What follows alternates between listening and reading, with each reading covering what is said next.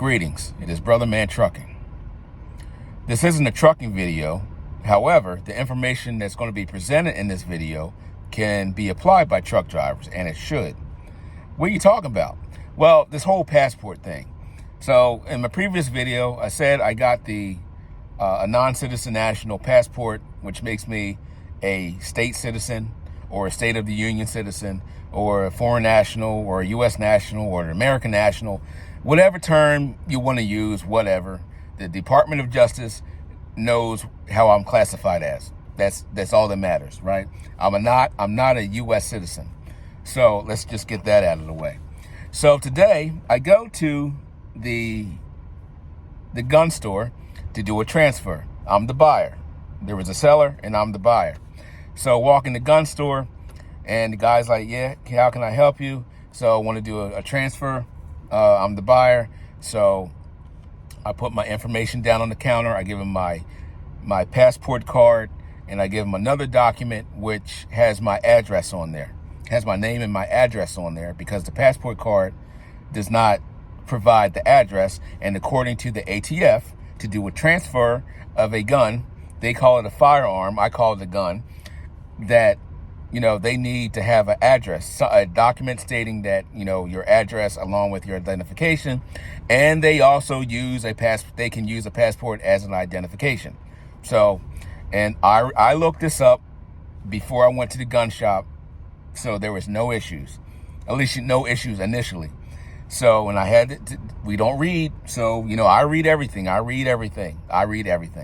So we go to the gun store and, I put this stuff down. I said, I want to do a transfer. And he looks at my passport card. He's like, you have a driver's license? I says, no. And I said, according to the ATF, they honor passports as long as there's another accompanying, as long as there's another document that has my address on there, right?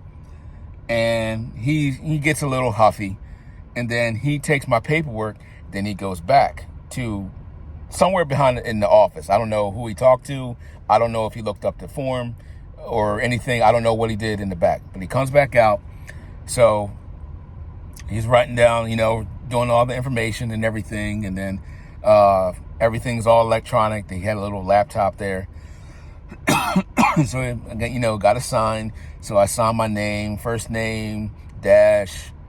I signed by, colon, first name, dash, middle name, colon, last name, which is my surname. Same way it is written on my passport card. I don't think it's on my actual passport. I don't know if it's written like that on my passport card. I think it is.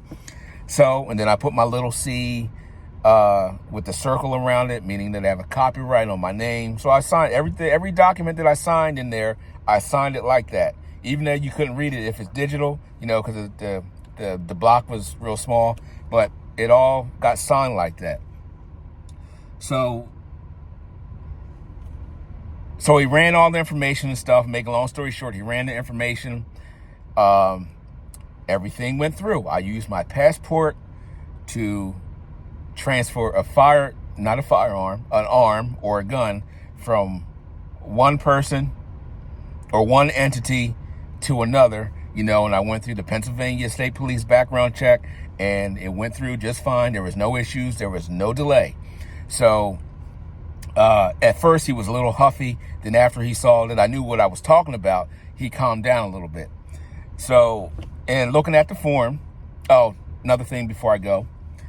So I did have to fill out a form, transfer form, the ATF transfer form 3447, or I don't know what the exact number is, but it was the ATF transfer form, and it's asked me for my information. So I fill out the questionnaire information, fill that out, and then it asked me for my race.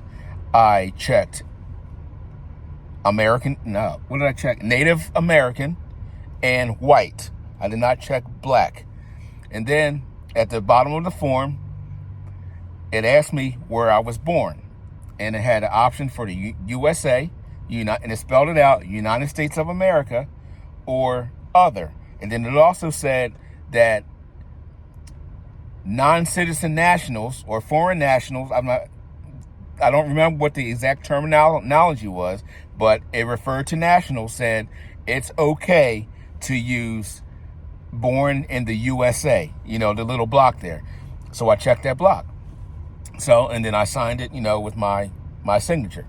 My first name, first name dash, middle name, colon, surname, which is the last name, and then my C, letting them know that I know that they know that I know that they know that I know. You know what I'm saying? If you know, you know. So everything went through, just paid the transfer fee, and everything was good. So, you can't, some of this stuff, you can't get a clear answer on the internet about, operating as a state citizen. So the best thing to do, just go out and try it. So I had a witness there. I know the other person very well. So he saw it. He's like, man, that was smooth. I was like, that's just got to be smooth. Tell you this other time. We were traveling, and I went to the hotel, and usually they ask you for an ID. So, a driver's license. And I gave the woman my passport card. And she looked at it. She's like, oh, do you work for the government? Sure. And so, okay, we'll give you the government discount, which wasn't much. It was like a AAA discount or something like that, but whatever. She assumed because I'm traveling with using my U.S. passport card for a identification that I'm working for the government. So I guess I am working I'm not an agent. Stop it. So whatever. If that's what you say, okay. So I think that was all for this one. Oh, on the one form, they put my passport card where it says driver license number. They put the number that's on my passport card in as that in for that number. So wherever they have to submit the information to, they accept the passport card number.